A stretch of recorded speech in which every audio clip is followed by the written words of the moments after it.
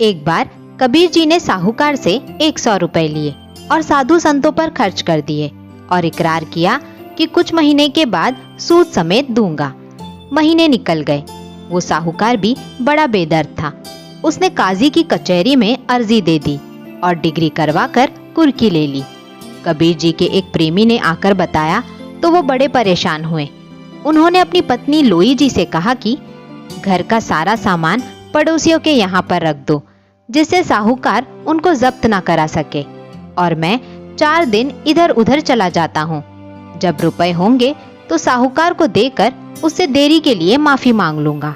लोई जी ने कहा, स्वामी, मुझे विश्वास है कि राम जी अपने भक्त की कभी कुर्की नहीं होने देंगे। आपको कहीं पर भी जाने की जरूरत नहीं है। कबीर जी ने अपनी पत्नी का विश्वास देखा, फिर भी कहा, लोई, फिर भी मुझे कुछ दिन कहीं पर बिताने चाहिए। लोई जी ने कहा, स्वामी जी, इसकी कोई जरूरत नहीं है। इस काम को राम जी आप ही संवारेंगे। लोई जी ने विश्वास के साथ कहा। कबीर जी मुस्कुराकर बोले, प्यारी लोई, यही तो तेरा गुरु रूप है। लोई जी ने कहा, स्वामी जी, गुरु बोलकर मेरे सिर पर भार न चढ़ाओ। कबीर जी ने कहा, लोई जी, इसमें भला सिर पर भार चढ़ाने वाली कौन सी बात है? जो उपदेश दे उसको गुरु मानना ही पड़ेगा। कबीर जी अपनी पत्नी के साथ बात करने में इतने मग्न हो गए कि उन्हें साहूकार और कुर्की वाली बात ही भूल गए। रात हो गई, परंतु साहूकार नहीं आया। सोने से पहले कबीर जी ने फिर कहा, लोई, ऐसा लगता है कि साहूकार सवेरे पियादे लेकर कुर्की करने आएगा। लोई जी ने दृढ़ता के साथ कहा, स्वामी जी, जी नहीं, बिल्कुल नहीं, कतई नहीं, कोई कुर्की नहीं होगी। परमात्मा जी उसे हमारे घर पर आने ही नहीं देंगे। कबीर जी ने कहा, लोई, तूने मेरे राम से कुछ ज्यादा ही काम लेना शुरू कर दिया है। लोई जी ने कहा, स्वामी, जब हम उसके बन गए हैं तो हमारे काम वो नहीं करेगा तो कौन करेगा? तभी अचानक किसी ने दरवाजा खटखटाया। लोई जी ने उठकर दरवाजा खोला तो सामने साहूकार का मुंशी खड़ा हुआ था, जो साहूकार की तरफ से तकाजा करने जाया करता था।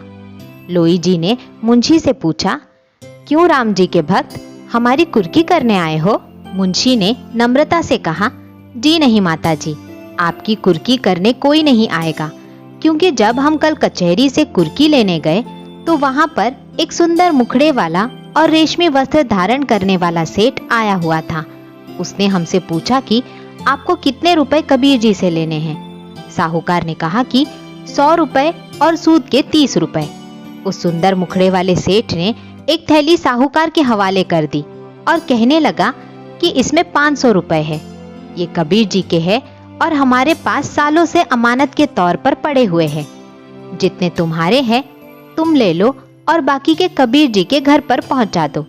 साहूकार जी उनसे और बातचीत करना चाह रहे थे, परंतु वो पता नहीं एकदम से कहां चले गए, जैसे छूमंतर हो गए हो।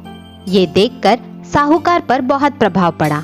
वो समझ गया कि कबीर जी कोई इलाही बंदे हैं और वो उनकी कुर्की करके गुनाह के भागी बनने जा रहे थे।